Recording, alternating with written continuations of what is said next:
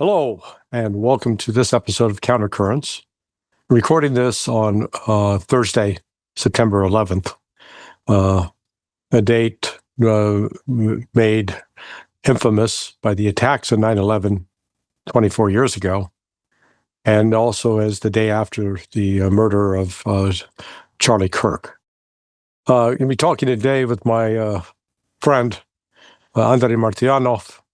We're going to cover the war in Ukraine and some aspects about the Russian military that I don't think the West normally appreciates.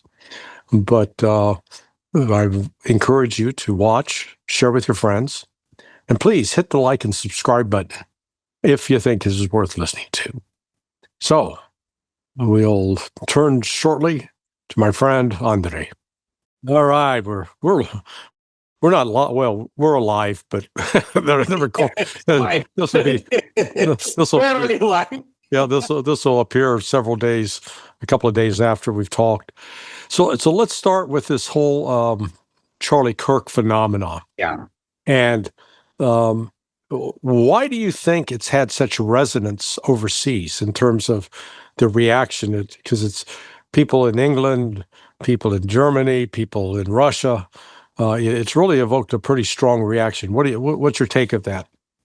It struck the nerve. He was real conservative. I mean, if we remove, especially his changing position on the genocide in Gaza, which was a rather honorable and important turn, and his obviously influence on youth, especially. And the fact that essentially people say it's MAGA. It wasn't just MAGA. It was what is the original conservative idea of the traditional values. Yes. Yeah. And look at him, like a beautiful family. I mean, just young. Everything what, for example, the globalist against. He was representing this, and for Russians, it, for example, hits home because essentially the Russian cultural transformation back to the roots, back to the traditional things. It's just like, good Lord, he was one of us. That's what it was. Apart from obviously his position on the issue of the special military operation, which in Ukraine, and I posted this morning 3 scenarios on my blog, or rather rationales, which would be one of will be absolutely possible, the nut job from the primarily Democratic Party, because it's the party of chaos, as much as GOP is corrupt, but this is like possible.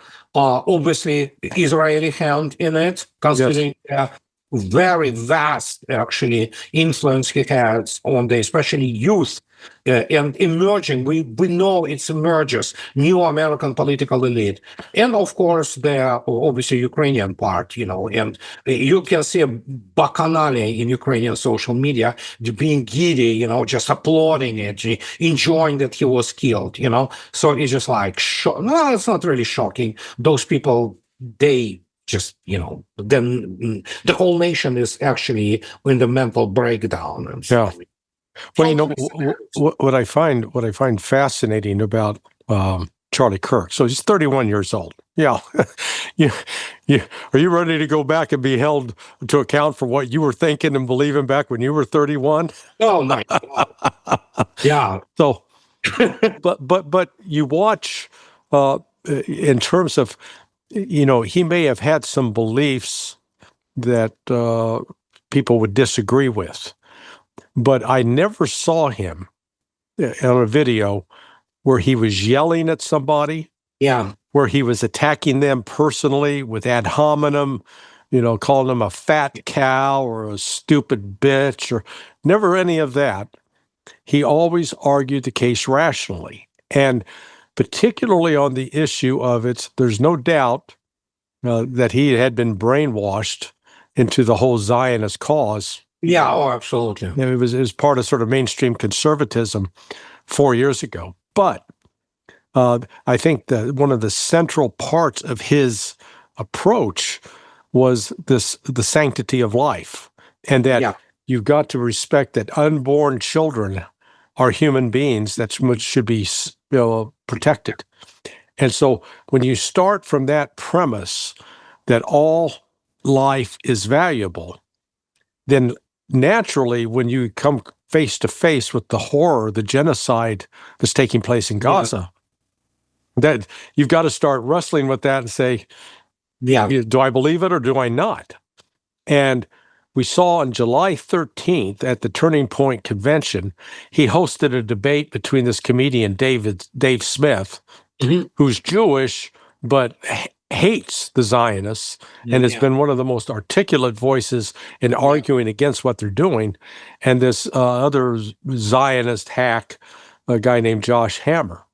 But what was fascinating is, if Charlie Kirk was this guy who was going to shill for Israel at any cost, he wouldn't have done that.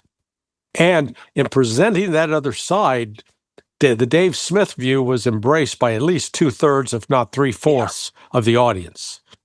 And so I think that comes back to your point that, you know what, Israel's looking at the fact that they are losing support dramatically with people who are under the age of 50. And that this Charlie Kirk represented the most fundamental threat to them on that regard. Oh, absolutely. Absolutely. These demographics, again, Christian Zionism, whatever Kushi, who calls United for Israel and all that thing, it is primarily baby boomer thing. It is primarily of those cowards who never enrolled into army, never fought in Vietnam. They protested it. All those professors who, in the end, after, they smoked all the pot they could and did all the drugs and slept with as many around, they suddenly recognized, we have a good stock option. We have a good stock portfolio. This is the most parasitic basically generation which contributed essentially, well, with the exception of some positive parts of the counterculture, and there were positive parts, Frank Zappa, for example, but and when you look at these people, they are those born-again Christians, this evangelical Scofield Bible worshipping Cretans, basically, from those mega churches. Guess what? They are the main supporters of the Christian Zionism, essentially, and Zionists in the United States. Those people have no honor. They don't have no integrity. In fact, they don't even have, especially when you look at Christian Zionists, they don't have loyalty to the United States. They care about their, mythical salvation through their, basically, what essentially is the heresy. Scofield Bible has nothing to do with Christianity. It's a death cult financed at some point of time by Rothschilds, by the illiterate and basically not normal guy, theologian. And of course, we have this, as usual, British part. Oxford published this Scofield Bible. It was the first edition of it. So we have this. And that is like the United States is essentially a slab beach of Israel now. And the United States stained itself. You see, I always say, the Vietnam War was horrible. The United States didn't do humanitarian work there, obviously. But at least at that time, there was some kind of the geopolitical rationale within the framework of the Cold War, as much of it was still, exaggerated. But, I mean, what is happening in Gaza, the United States is directly participating deliberately in annihilation of the whole ethnos. I mean, the whole... Basically, it's just unbelievable. And so it is staying now forever. And they support the terrorist state of Israel, which is so desperate now that they are lashing out. Although, granted, I enjoyed bombing of Qatar. I wish it was more, because Qatar is the, one of the financiers of the ISIS. And they are supporters of terrorism for long years, including their atrocities against Russian civilians. And these are the guys. Together with MI6, they are behind the Crocus City, which is... along with the Scofield Bible, there's also what I call the Exodus effect. That movie by Paul Newman. It was this propaganda to present Israel as tiny David against this Goliath of mean Arabs. And that really shaped, that was out, back when I was 5 or 6 years old. But the movie was played frequently on television, and it really shaped a generation, created that narrative. And that narrative is now dying, and that's what's at risk. Let's talk briefly about this attack in Qatar. So I've been to Al Udeid Air Force Base. Yeah, I read your post. Yeah. Yeah. So when I was asked to go to Iraq back in May of 2006, the way in was I flew to Germany to München, and then from München to Dubai, Doha, and then arrived in Doha, and then we got picked up in a van and driven out to Al Udeid. Yeah. So, and then we were housed. They had a special operations compound within that base compound. And I also learned the hard lesson there. You don't want to, they give you those green duffel bags, and I was carrying a helmet, body armor, and some other gear, and I learned, man, I got to get a big ass suitcase with wheels. I'm doing that next time, because schlepping that, a half mile across the tarmac was no fun. But the point is, this is the forward center, U.S. Central Command, which is based MacDill Air Force Base. This is the forward headquarters for it. And for all combined air operations are run out of that place. So, and that means back when the Russian military was operating in Syria, the general at that center, he was on the phone every day with his Russian counterpart, deconflicting who was flying where, who was doing what, so they didn't run into each other. And now we're supposed to believe that the United States had no idea that Israel, who has liaison officers at that center, and the U.S. has liaison officers in their base, that we didn't know about it? Yeah, it's a child's play. It's kindergarten. Obviously, the United States was on it. In fact, they did take off some, at least part of the Qatari Air Force, and they fly F-15s X, whatever the name, the latest version, and plus they have those Patriots. Evidently, they were turned off or something like that. They were, so it's like, sure, but again, listen. It's the popcorn time for me personally, so because I have no sympathy for Qatar, I have no sympathy for what they do around the world. As I already stated, they are one of the main sponsors of the ISIS terrorism. And so, what can I say? I mean, it was kabuki theater show, unbelievable, Yeah, this may, just the observation of the Gulfies, as my old friend Pat Lang used to call them. The men tend to dress, they're pretty effeminate. I mean, they wear these white sandals with all this gold on it. Yeah. Then they're wearing the thobe, which is, in the West we call it a long dress. Yeah. But, and this, here they've received a direct insult from Donald Trump and from the Israelis. And I guarantee you, if that attack had succeeded and they'd killed the Hamas negotiators, Trump would have been leading the parade, taking credit for it. Yeah, I did this. Yeah. And he was promised that it was going to succeed, and the fact that it didn't. Now, what do you have any hypotheses about, the cover story that the Hamas folks put out is, we left our phones, we put them down in the office, and we went off to another room to pray. You buying that? No. It's obvious that I think we can say about the very complex combination here, probably through Iran. Iran obviously has a lot of operatives, many operatives around, and there are all kinds of people. Many people forget that the second best electronic intel is in Moscow. Yeah. Around. That's exactly what I was thinking. About it. Yeah. It's not as good, but very close, to NSA and things of this nature. So it's really effective. So who knows? Somebody accidentally said, called Tehran talk and said, by the way, United States arranging this meeting. We heard the birdie, just just in case, who knows? Yeah, don't pay it much attention. Then people in Tehran said, yeah, and we know what's going to happen. And they didn't succeed. And now it's just, what can I say? It's a desperation. Yeah, I wish maybe there's a Russian consulting firm that's up and running now that's able to go to China and to Iran and now to maybe Qatar, and they're selling the Huawei phone, because the Huawei phone does have a way to turn off all the GPS locating information, and teaching people about communication security.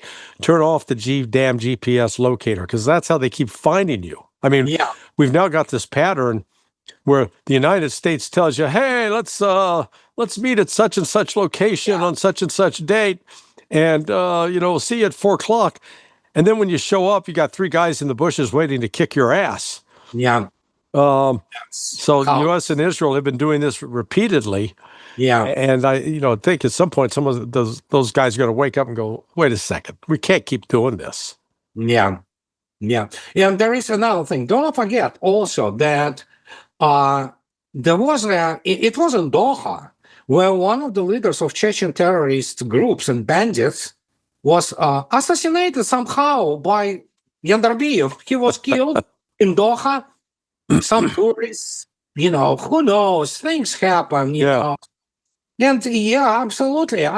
By now, I mean, they're not stupid, people in Hamas or let alone in Tehran, they are really not stupid. They understand what is happening with those phones and those things, which obviously become essentially targeting. They develop targeting based on what the signal they have. And it's the trick is up, and it's more and more difficult to do anything. But anybody who believes now that the United States wants to mediate something, I have a bridge to sell them from Baltimore, no less. I'll give accounts for money transfer. So it's it's so screwed up. It is so messed up. I never encountered anything like that. I never saw in my 63 years of life, and it's just like, good Lord, we live in some absolutely. And I went through collapse of the Soviet Union, for crying out. This is something else altogether, because we have the civilization essentially, transforming itself, and what we see. And I spoke to Nima earlier before coming here that. These are indication of the dying civilization, all of it, So, and if the United States finds in itself, which I think the murder, atrocity against Charlie Kirk is the indication because the new generation of the politicians is growing up in United States, unlike it is the case in Europe. So we have a chance here. We're still. It's on. It's done.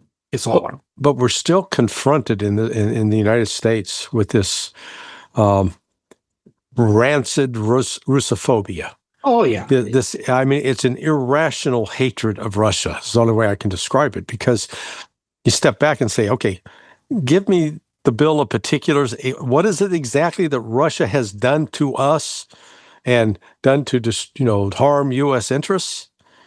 You mean they believe in God? Oh yeah, that's dangerous. They're trying to promote capitalism.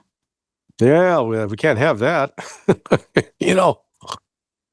Well, and even if I talk about which really Russophobia is the fear. It's, yes, you can say it's a hatred of Russia. But again, do not forget who is in charge and was in charge. We're talking about the Trotskyites, very many of them of Jewish origin from Russia. They settled, some of them were trying to settle accounts for pogroms, much of which were actually in Ukraine and Moldova. So it's like, okay, sure, I get it.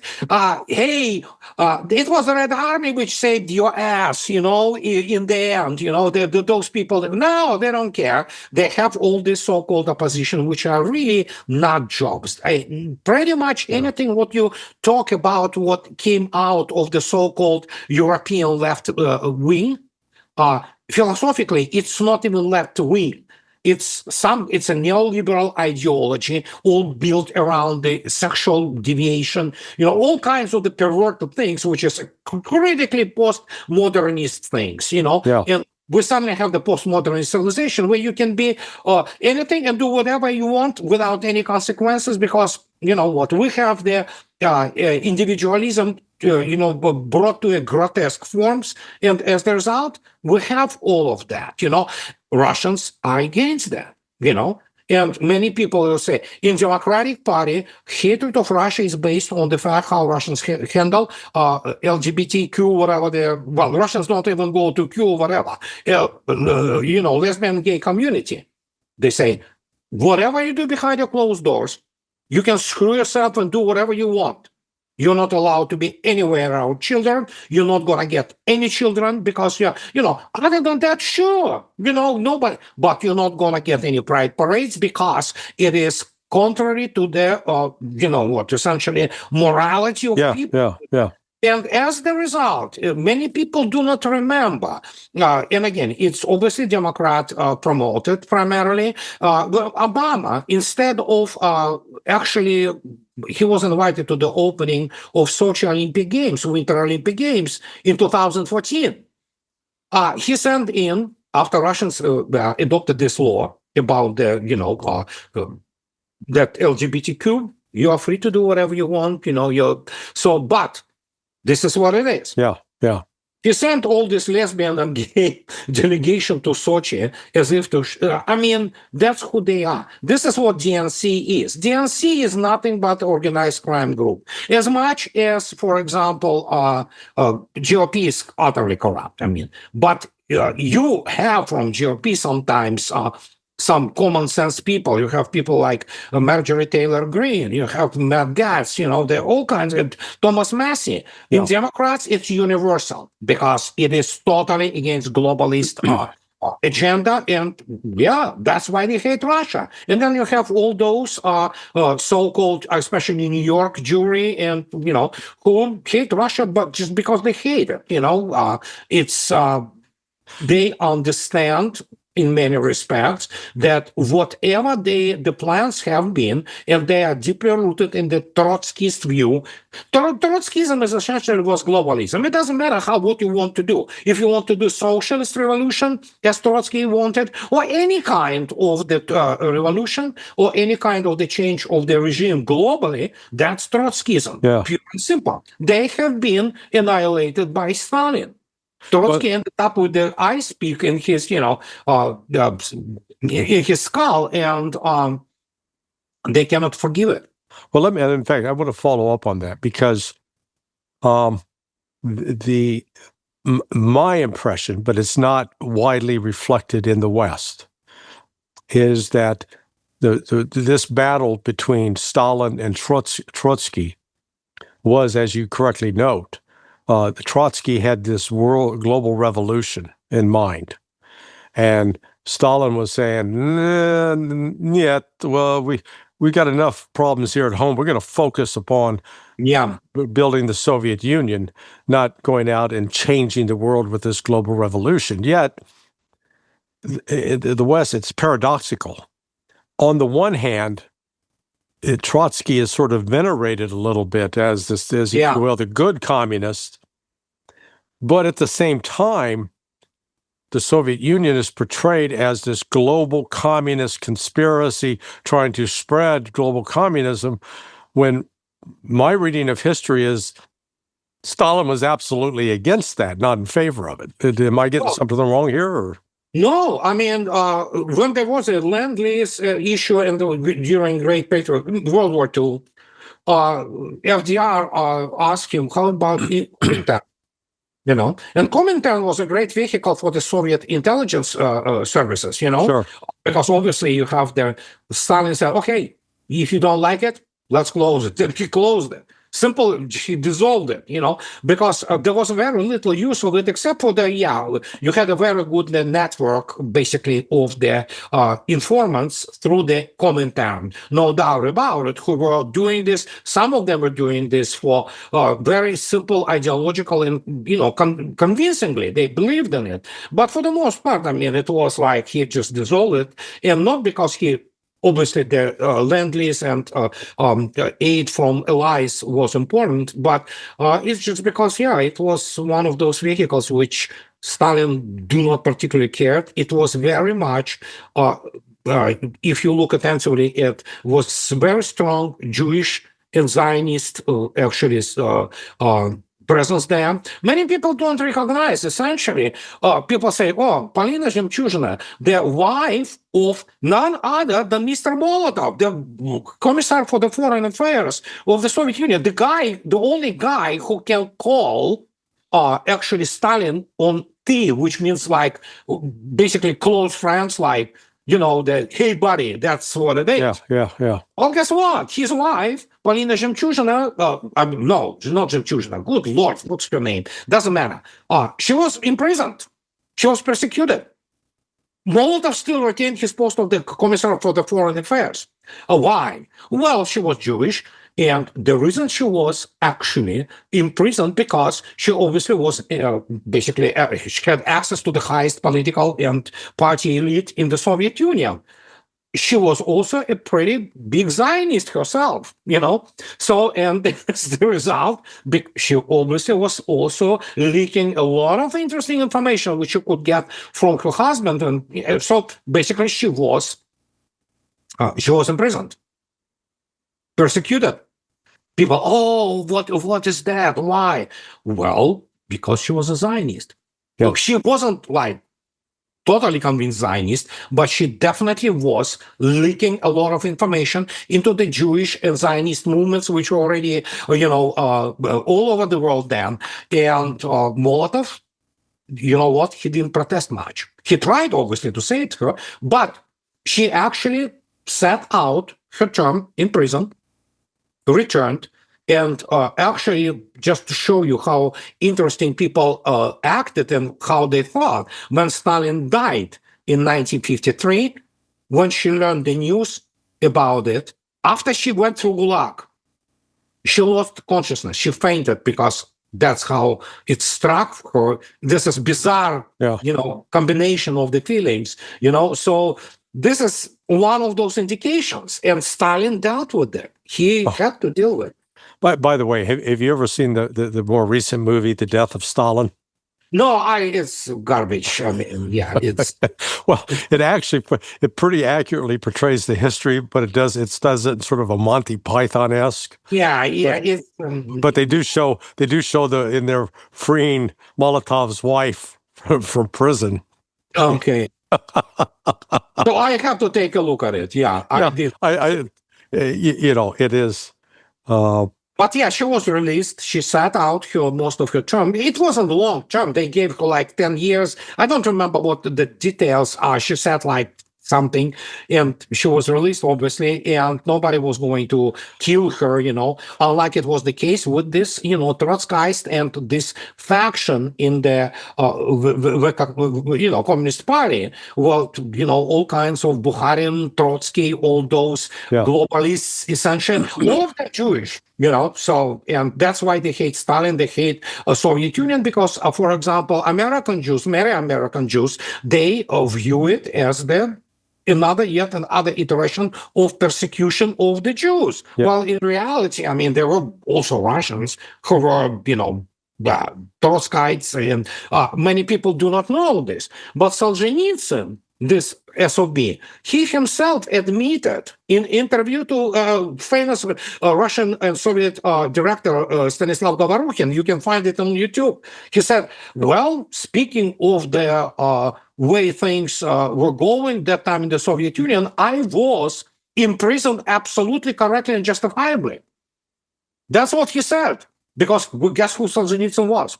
He was a Trotskyite in very many respects. So he had those, ideas of the. So, and he admits it. my article, what I was convicted for, it wasn't some kind of just, the conspiracy, but I mean, he's the same as famous Varlam Shalamov, a real genius in his horrible description of Gulag. Obviously, he a little bit went overboard there, but he was a Trotskyist. Yeah, well, see, and Solzhenitsyn is, I was here when he, I remember when he first came to the United States and was deified. And, they put out the 3 volumes of the Gulag Archipelago. Oh, good. And, to surround him with this mythology, because he was very much the symbol of the antipathy to the Soviet Union. And yet, a lot of mythology was surrounding that. And I think you saw the piece I put up the other day. I had never seen this video where Vladimir Putin meeting with George W. Bush in 2001 breaks out a document he had ordered declassified, showing that the Soviet Union under Khrushchev in 1954 wanted to join NATO. Yeah. And all George W. Bush could do is laugh like a jackass. Yeah. So we saw that all along, and then the same in 1999, the same in 1991, 92, that the West, instead of embracing Russia's offer to, hey, let's join NATO, let's work together, is basically telling them, fuck off. Yeah. It was the idea that west from Lisbon to Vladivostok. That was the whole idea. And it was competing idea with obviously Primakov's doctrine, which was professed by some very serious people in foreign ministry and, of course, intel and military, circles. But yeah, it was the idea. It was the idea of the northern civilization, of the primarily what was the Christian based and all. But then suddenly the West itself started to implode, and look where we are today. It's like, and yeah. Listen, it's like the same deal with Bush and the opening. It's opening of the Beijing Olympic Games 2008, and Medvedev at that time was president. Putin was prime minister. He was sitting next to W at the opening of the games, and he received obviously the info that the Georgians started, assault on the South Ossetia, and he was trying to convince Bush that we have to dissolve it, peaceful means and all that, and the guy didn't want to hear it.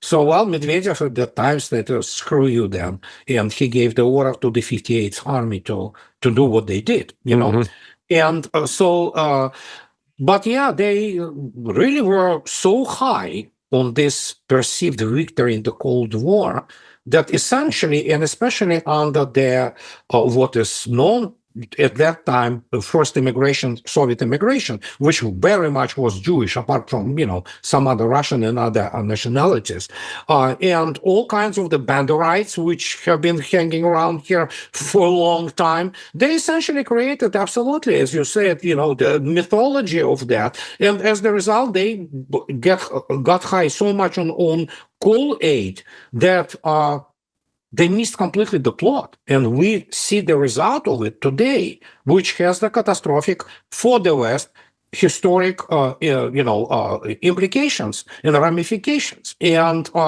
but yeah, you cannot build the house on the sand. You just can't. So castles do not stand. And eventually the truth comes out, and it is coming out. And many people, when I talk about Stalin, do I want to live with under Stalin? No. Was it their thing, which was enjoyable? Not really, but people were not scared in Soviet Union. In fact, is majority of the people supported action. You will listen today to Russians. They say, some of those military bloggers have to be shot, because they do. And so it's same thing. It's but he never killed 100 million or 60 million. It's complete garbage. I mean, whoever came up with this, they don't know mathematics, basic mathematics. They don't know arithmetics, And Don McGregor believes it, but he probably doesn't understand how I survived, how my family survived. Because we're supposed to be, if you count the numbers, we're supposed to be dead. or through Gulag. And you explain to people that not everybody were in Gulag. In fact, this majority of people never were there hard times. Absolutely, there were hard times. But I'd written a piece where one of the criticisms directed to Putin was implying that that Stalin was his hero. But when you go back and read what he said, he said, "Hey, look, we need to have a more balanced view of Stalin, because the reality is this: that the literacy rate pre-Stalin to the literacy rate after Stalin's death was a complete 180-degree turnaround." Yeah, it's everything. The growth of the economy, the transformation of the economy into an industrial economy was, again, a 180-degree turn. Then, and the victory in World War II. Churchill said. And being the first to go to space. Yeah, Churchill said, Stalin took Russia with the plow. He left it with the nuclear atomic bomb. This is, everything.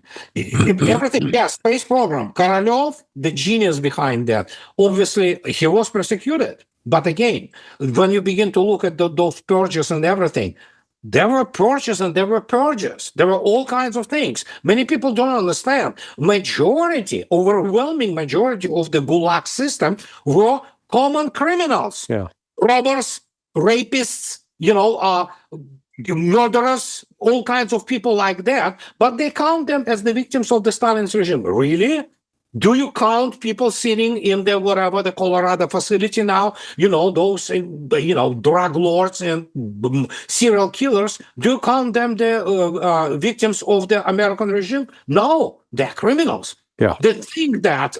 And that's what Solzhenitsyn did, actually. And apart from the fact that Gulag Archipelago is it's a novel. It's written. It's the experience in the fictional study. It's fictional book. Everything about it is pretty much fiction. And so it's a horrible what happened, and now we live with the consequences. And I'm always fascinated. There are still people who are from the top American intellectuals who lost Russia. First, Russia will never belong to anybody. They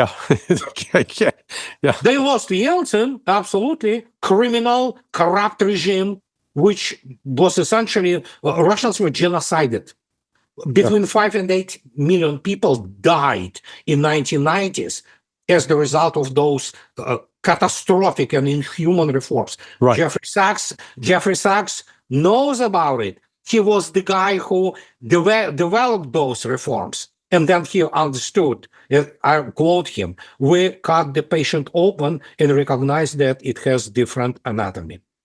And it is, the Russian experience, I call it, the phoenix rising from the ashes. You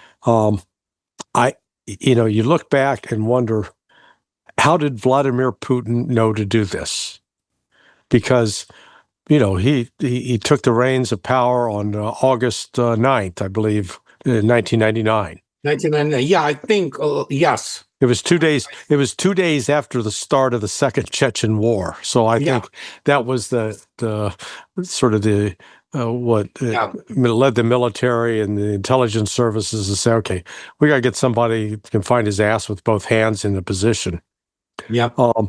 But to go from that and to deal with all the lying and deceit of the West and all the efforts to basically divert Russia into a bunch of wars that it had no business fighting, and to withstand, if you will, all of that temptation, and in the process rebuild Russia. Because you've seen it, I've seen it. We experienced it. It's remarkable. You don't see squalor, you don't see homeless, you don't see litter on the streets, and it's not an authoritarian state where people are cowed and having to figure out how to walk down the street without being assaulted by a police. And yet the West persists with this mythology that we have to portray Russia as something that it's not. so that's what I'm doing, trying to do my bit to help turn that around. I know you probably cannot even imagine the scale of your figure. For example, in Russia too, so I follow the Russian news, obviously, and I speak, you pop up, your name pops up together with Ray, Yeah.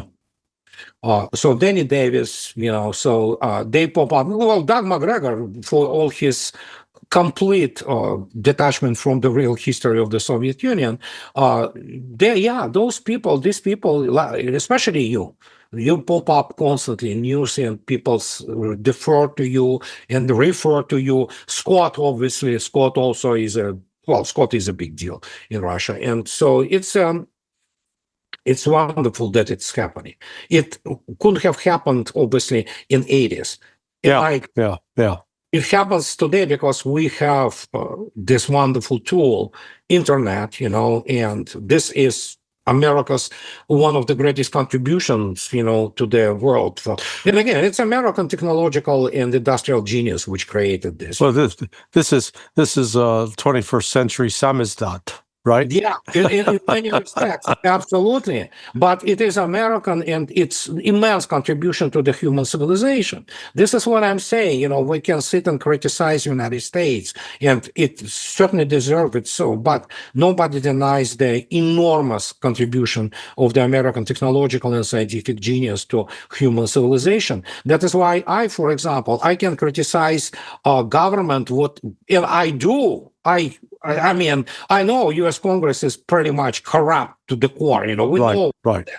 But the point is, when you look attentively at the American nation and what it brought to the world, when you remove things which, suddenly you're going, no, this is a magnificent culture. It has a vibrant, wonderful classic literature. It has the scientific achievements of the enormous scale, architecture, industries, and things like that. So you say, no, this is not bad culture. Stop dehumanizing this culture. There are things, failures as anywhere, and we are aware of this, it's... And that is why yesterday we had discussion like, yet another political,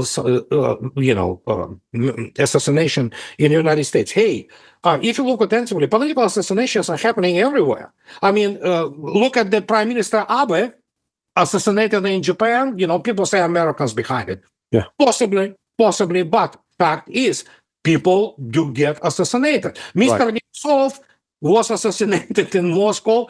Putin had like 13 attempts on his life, So it's all over the place. It always was like that. Europe, look at the, all kinds of the Dutch politician, what's his name? He was killed by Muslim terrorist, Islamic terrorist, and happens. It's just, in the end, we look at the Yitzhak Rabin.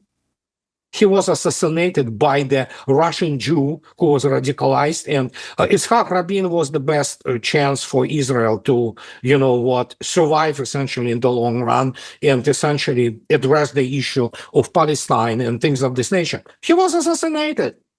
Yeah. From the country, from the crowd, and Yeah, and unfortunately, as you said, it's still with us. Let me ask you. I had an interesting chat with, I don't know, have you ever talked to Stanislav Krapivnik? Stas, actually, the video of mine and his conversation in Russian should be popping up today or tomorrow or something. Oh, okay, cool. Yeah, and because Stas has the unique position of having both served in the U.S. military and in the Russian military. Yeah. And one of his... I'll describe it as a pet project, was while he, thinks very highly of Russian officers and the planning they do. He says the one area of neglect has been developing a solid NCO Corps that does exist in the United States.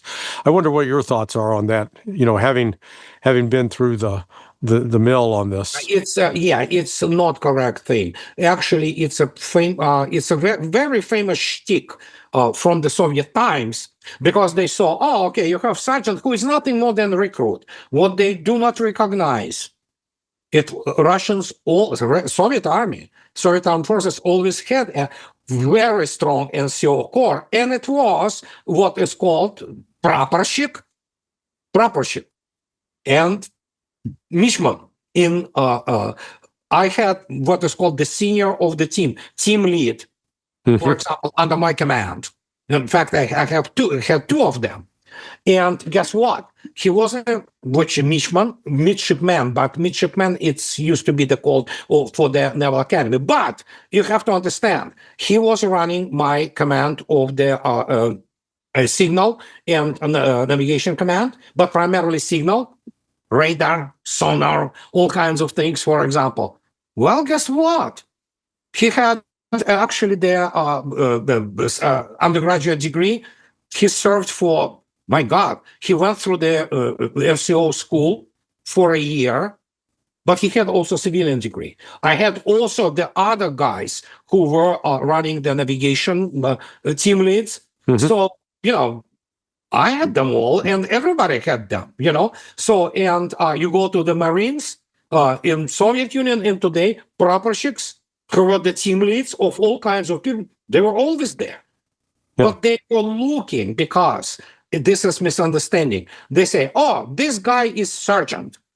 Well, he is, and he's a recruit. The problem is they thought, oh, that's their substitution for NCO. No, the Institute of NCO existed in the Soviet Union, and today in Russia never disappeared. These are what is called praporshik. Remarkably, prapor, it's actually Ukrainian for banner. So praporshik is literally banner carrying guy. So praporshik, it's, the guy who is essentially team lead. The guy who can take a command, for example, if you are killed or wounded or something, and many did, they could take the command of the platoon, for example. I had the team leads who were midshipmen, NCO, for example, going to the sea with us, and they were actually in the full mechanical officer substitute group for, 25 years. Hello. Big deal. Experience. So he knew everything about the Irrational, about propulsion, how to deal with this issue. So NCOs were always there. That was one of those mythologies, because they said, oh yeah, Russians are good, but Russian NCOs performed brilliantly in Afghanistan, and then of course in Chechen wars, and then now it was always there, institution. Yeah. But now you have for example, for the land forces, you go, all military academies in Russia today, they have the attached NCO schools, depending on your specialty. For example, if you go to the infantry and, for example, let's say deputy of the platoon commander, okay? NCO, platoon commander, let's say tank platoon commander, they go and they study in NCO schools, which always existed in the Soviet Union too. They go at least between 1 and 1.5 year long education. The NCOs who go into the highly technological field, like sonar, radar, and air defense, the ships, up to 3 years. I don't think some universities do not prepare that, but so it's highly trained people, and they always existed. What do you think has been the biggest lesson learned by the Russian military over the course of the last 3.5 years of this special military operation? I think the greatest one, which is not talked about because everybody looks at the explosions, drones flying, Iskanders, those calibers and all that, it's operational planning and the coordination, which is perfected itself as we speak. Every day it's getting better and better. And so operational strategic planning, and now it is confirmed fully, totally net-centric warfare. It's amazing how a Russian army completely went into this field and established it as the now working concept, which, technologically, it's technological marvel, essentially. Yeah, explain what you mean by net-centric so that the average person listening, I don't think knows it intuitively. Yeah, we start with simple things. Simple ones. Recon-Strike and Recon-Fire complexes.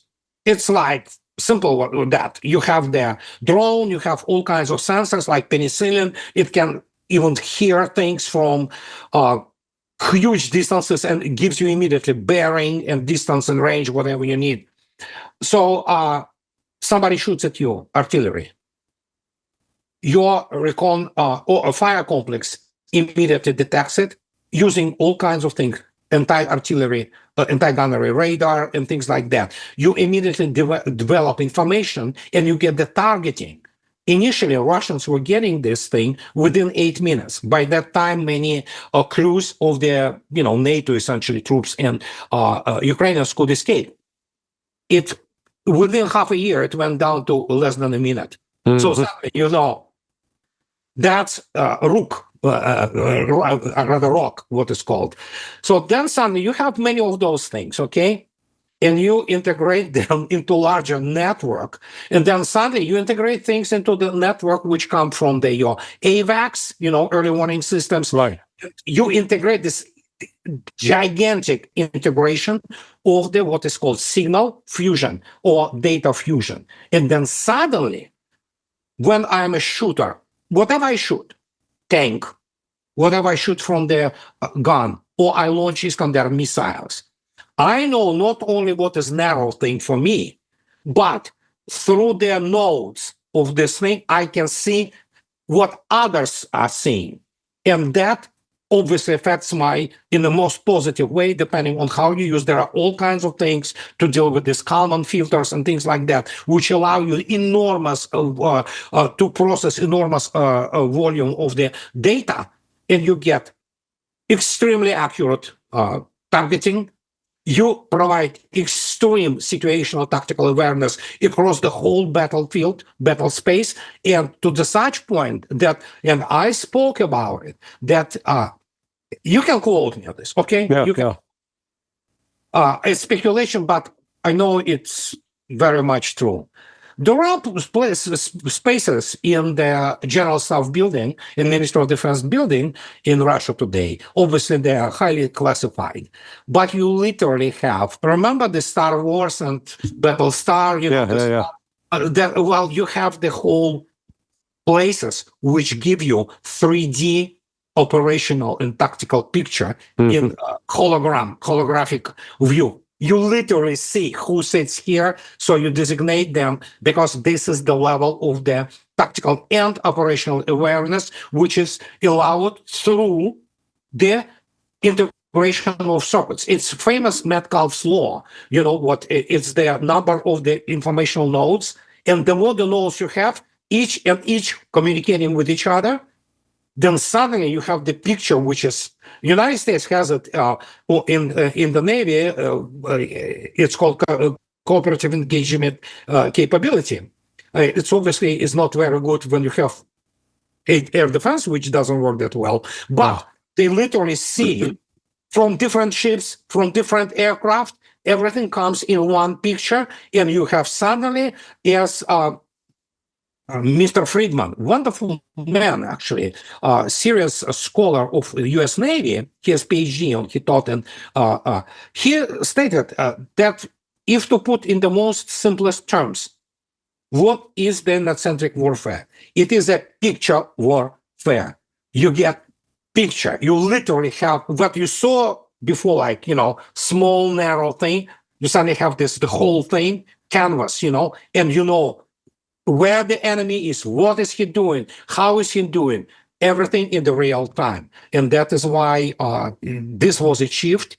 I know that this was achieved, and as I already stated, there are rooms where they literally go in. Of course, we are talking about the enormous computational capabilities. But then again, listen, take a look at the which is not secret. It's been shown since 2015 when it was introduced, which is called National Defense Control Center. It's a gigantic gigantic auditorium. They have the rows of those officers, sitting in front, and you have these screens all over. Just go take a look at it. It's in YouTube, and they literally can do there already. Then they can go and take a feed from commander of the Navy, and they literally can take the feed, video feed, and signal from some bomber, or or even the squad leader with his thing here. They can put this feed into if need be, and this is what it has become. Yeah. It's just 21st century is here, and that's the whole thing. Russians perfected it. That is why no matter even the United States, which it does, it has full operational picture, because obviously Russians cannot shoot down American satellites, because it's, casus belli in World War III. But even when they give it to, Ukrainians, it doesn't matter. Yeah. Because Russians have a much better and, operational picture, and they can react properly.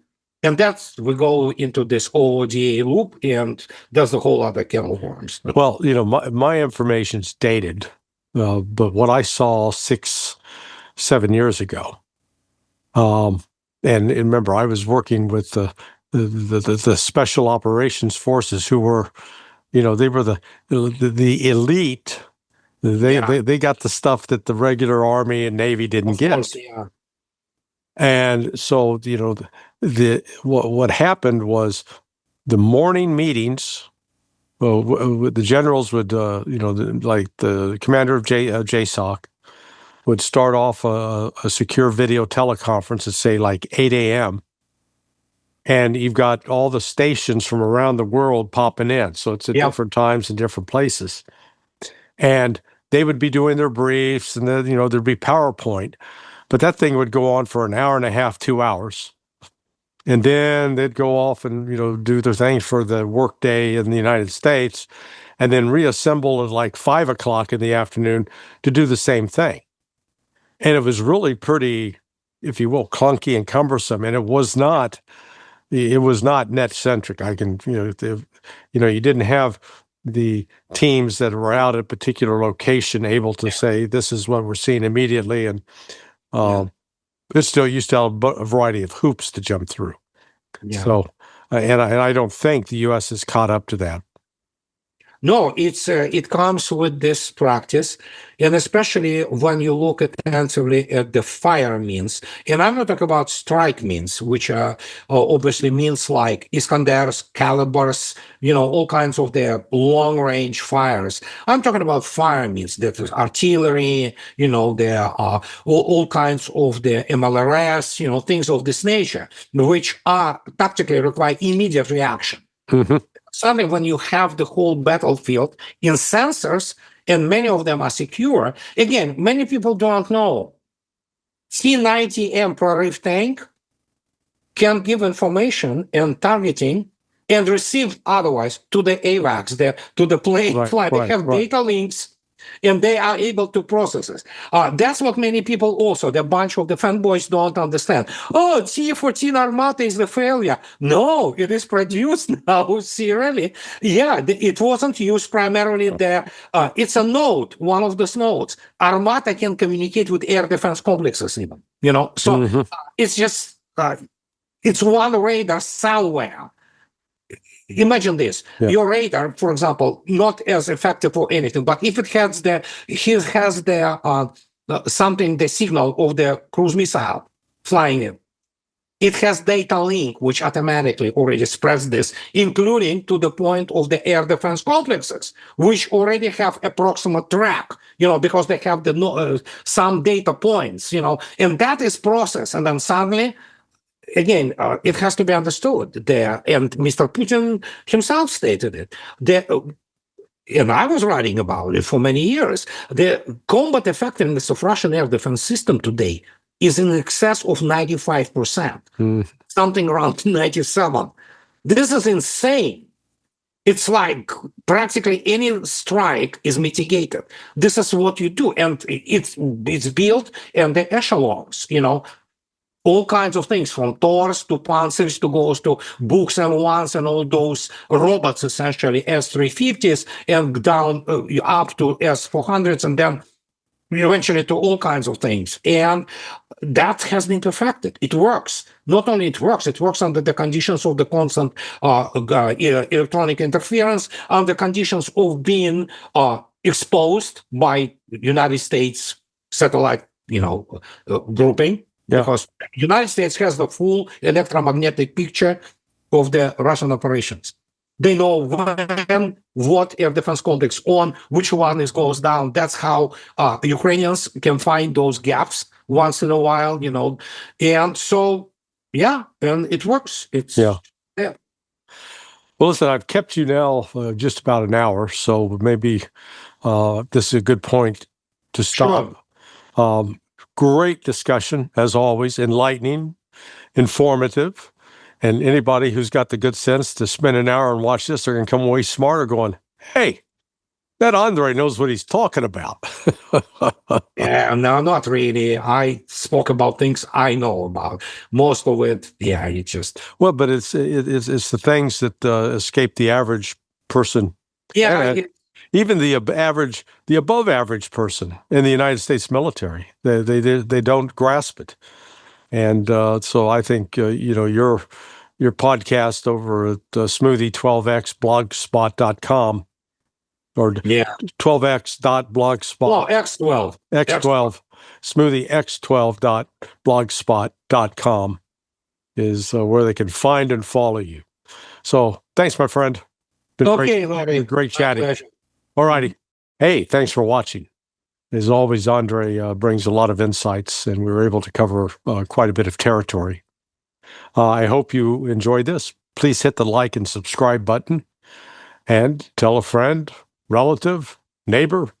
Encourage them to watch this if they want to learn a little bit more about Russia, U.S., how we can be friends instead of enemies. I'm Larry Johnson. This is Countercurrents. Thanks for watching. Goodbye.